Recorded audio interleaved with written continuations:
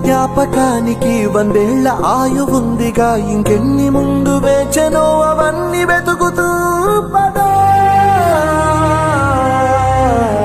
మనుష్యులందు నీ కథ మహర్షిలాగా సాగదా, మనుష్యులందు నీ కథ మహర్షిలాగా సాగదా.